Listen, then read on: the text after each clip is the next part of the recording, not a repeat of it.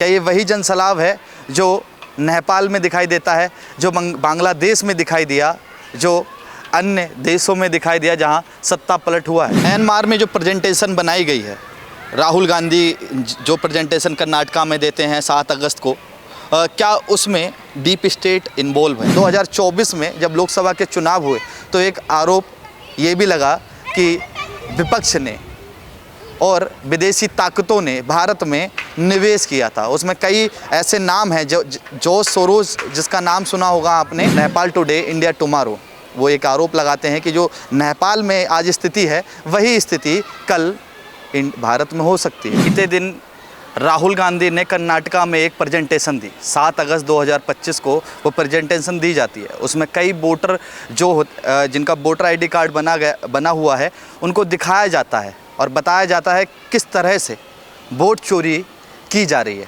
मगर उन दावों में कितनी सच्चाई है। ये आज एक खुरपिंच करके एक सोशल मीडिया चैनल है, कहा जाए, उसने पूरी डिटेल्स में बताया कि ये प्रेजेंटेशन ना तो भारत में बनी और ना तो बिहार में बनी, ये प्रेजेंटेशन बनी तो म्यांमार में बनी। हालांकि बीते दिन राहुल गांधी ने 17 अगस्त से लेकर और 1 सितंबर तक बिहार में यात्रा करी, बिहार में वन वोट वन मैन का अधिकार की यात्रा करी।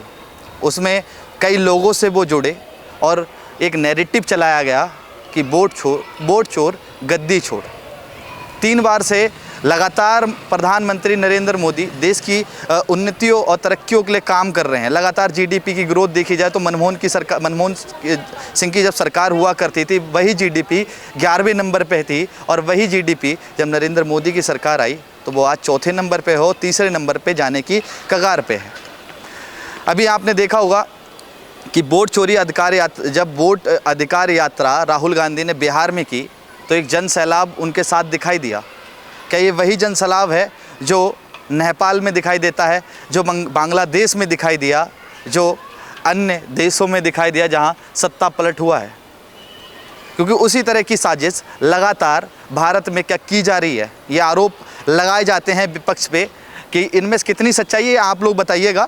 मगर म्यांमार में जो प्रेजेंटेशन बनाई गई है, राहुल गांधी जो प्रेजेंटेशन कर्नाटका में देते हैं 7 अगस्त को, क्या उसमें डीप स्टेट इन्वॉल्व हैं? क्या उसमें जो 2024 में आरोप लगते थे कि डीपली स्टेट से भारत में सरकार गिराने के लिए फंडिंग की जाती है, क्या वो फंडिंग अब ये करी जा रही है कि चुनाव आयोग पे एक सरकारी जो संविधान के तहत चलती है उस पर आरोप लगा देना, क्या इसमें फंडिंग हो रही है? म्यांमार में प्रेजेंटेशन बनाने का क्या ऐसा कारण रहा जो राहुल गांधी की जो प्रेजेंटेशन उन्होंने कर्नाटका में दी वो म्यांमार में बनी, क्या इंडिया में वो नहीं बन सकती थी? चुनाव आयोग पे कह दिया जाता है कि चुनाव आयोग वोट चोरी करवा रहा है। उससे पहले आप देखते होंगे कि कोर्ट पे सीधे आदेश कह दिया जाता है कि कोर्ट नरेंद्र मोदी के हक में और उनके दायरे में काम करता है। ईडी सीबीआई पे आरोप लगा दिए जाते हैं कि वो उनके कहने पे काम कर रही है। हालांकि देखा जाए कि राहुल गांधी जो आरोप लगाते हैं उनमें सच्चाई कितनी है।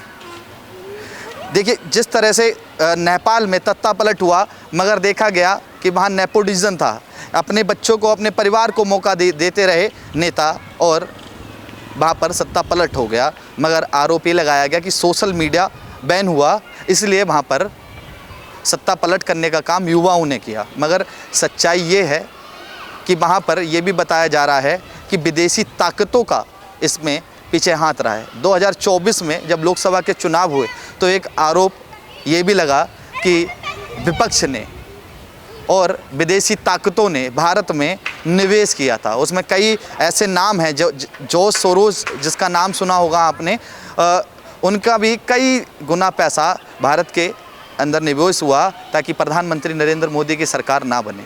मगर फिर एक बार प्रधानमंत्री नरेंद्र मोदी की गठबंधन के साथ सरकार बनती है और लगातार 3रा टर्म शुरू हुआ, मगर उसके बाद ये आरोप लगते रहे। बीते दिन 2 दिन पहले महाराष्ट्र के नेता का एक बयान आता है, कहते हैं कि इंडिया टुमारो और नेपाल टुडे, मतलब नेपाल टुडे इंडिया टुमारो, वो एक आरोप लगाते हैं कि जो नेपाल में आज स्थिति है वही स्थिति कल भारत में हो सकती है। मगर उन्हें शायद ये पता नहीं है कि भारत एक लोकतांत्रिक देश है, लोकतंत्र के दायरे में चलता है। संविधान से यहाँ संविधान के कायदे कानून से लोग यहाँ पर जीतते हैं और उसका पालन करते हैं।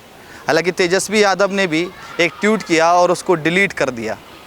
उन्होंने कहा कि जो हालात नेपाल में हैं वो हालात बिहार में भी हैं, डरा नहीं रहे हैं, बता रहे हैं। और उन्होंने भी कई ऐसे नारे दिए कि वोट चोर गद्दी छोड़, और वोट चोरी का आरोप लगातार लगाया गया। हालांकि चुनाव आयोग ने राहुल गांधी से ये भी कहा कि हलफनामा दीजिए और जो आप आरोप लगा रहे हैं 1.5 लाख वोटरों का, हम उसकी गहराई से जांच करवाएंगे। मगर राहुल गांधी ने कोई हलफनामा नहीं दिया। राहुल गांधी उल्टा कहते रहे, ना हम माफ़ी मांगेंगे ना हम हलफनामा देंगे, उल्टा चुनाव आयोग हमें हलफनामा दे, जो एक सरकारी संस्था है जो संविधान के कायदे कानून में चलती है।